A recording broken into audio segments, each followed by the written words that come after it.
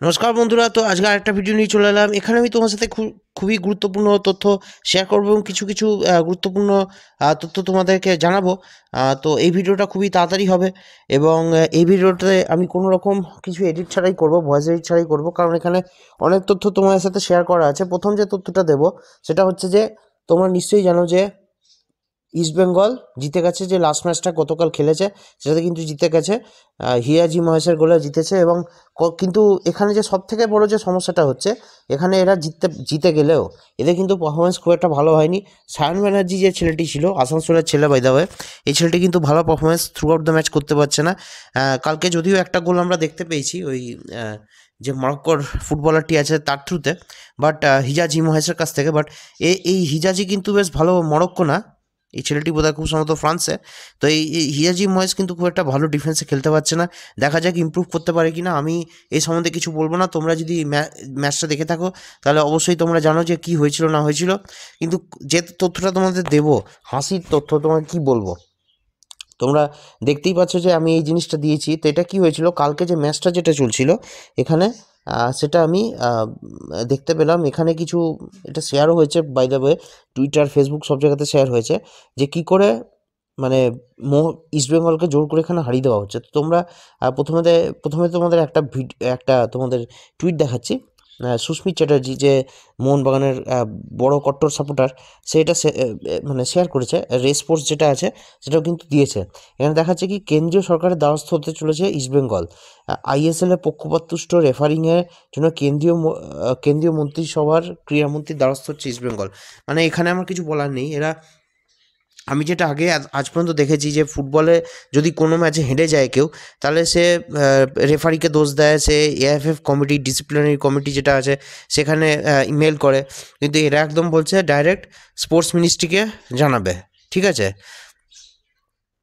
তো যাই হোক, যে ছেলেটি দেখতে পাচ্ছ মোহনবাগানের সাপোর্টার, সে জিজ্ঞেস করেছে যে এরা এবার ইউনাইটেড নেশনে যাবে কি না। তো যাই হোক, এই যে ব্যাপারটা হয়েছিল এটা কিন্তু এই যে গতকাল যে ম্যাচটা ইস্টবেঙ্গল জিতেছে তার ঠিক আগেই হয়েছিল। কারণ হচ্ছে যে এদের বক্তব্য, এরা থ্রু আউট দ্য টুর্নামেন্ট খুব ভালো খেলছে, কিন্তু রেফারির কিছু কিছু পক্ষপাতমূলক আচরণের জন্য কিন্তু এরা জিততে পারছে না। এবার আমার যে পার্সোনাল মতামতটা হচ্ছে যে কিন্তু রেফারির মান আইএসএল যবে থেকে শুরু হয়েছিল তবে থেকে খুবই খারাপ। এবং প্রত্যেক বছরই আমি শুনতে পাই যে ওই কী বলে, এই যে ভ্যাট সিস্টেম আনা হবে, তো ভ্যাট সিস্টেম আনা হচ্ছে না। আমি শুনছিলাম লাইট ভ্যান অন্তত আনা হবে, তো খরচার জন্য আনা হচ্ছে না। যাই হোক, এত টাকা যে ক্লাবগুলো ফ্র্যাঞ্চাইজি ফি দেয়, তো সেগুলো কোথায় যায় ভগবান জানে। তো এবার যে তোমাদের জিনিসটা দেখাবো সেটা হচ্ছে গতকালের ম্যাচ।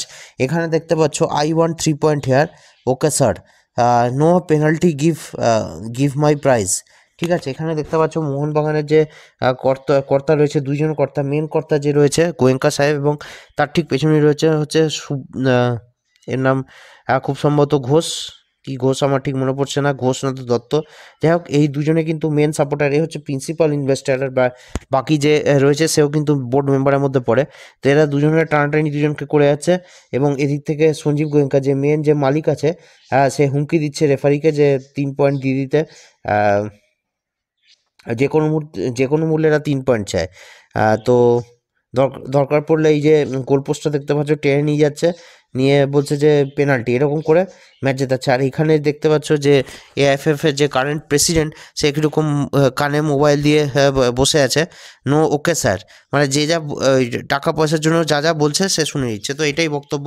তো এইসব আমার পার্সোনালি মানে মত হচ্ছে যে এসব করার কোনো যুক্তি নেই। কারণ শুধু ইস্টবেঙ্গল এই যে প্রবলেমে পড়ছে তা না, আমি অনেক কটা ম্যাচে দেখেছি যে মোহনবাগানও সমস্যায় পড়েছে, বা আরও যে টিমগুলো আছে সমস্যায় পড়েছে। এবার কান্নাকাটি করার এটাতে কিছু নেই। এবার ফাইনালি তোমাদের যে খবরটা বলবো সেটা হচ্ছে যে আমি আগেই তোমাদের জানিয়েছিলাম যে মোহামেডানে একজন ভারতীয় বংশোদ্ভূত কানাডিয়ান প্লেয়ার আসতে চলেছে, যে কানাডিয়ান প্রিমিয়ার লিগে 3-4 বছর ধরে খেলে যাচ্ছে, সে সানি হুন্ডাল। তো সেই সানি হুন্ডাল কিন্তু আসছে না, কারণ তোমরা অবশ্যই জানো যে মোহামেডানে একটা ফাইন্যান্সিয়াল টার্মোয়েল চলছে। যতক্ষণ এই টার্মোয়েলটা শেষ হচ্ছে ততক্ষণ কিন্তু কোনো প্লেয়ার আসার সম্ভাবনা কিন্তু খুবই কম। তো এই ভিডিওটা আজকে এই পর্যন্তই। তোমাদের আমার ভিডিওটা শুনে কেমন লাগলো অবশ্যই কমেন্ট সেকশানে কমেন্ট করে জানিও। ধন্যবাদ শোনার জন্য, বাই।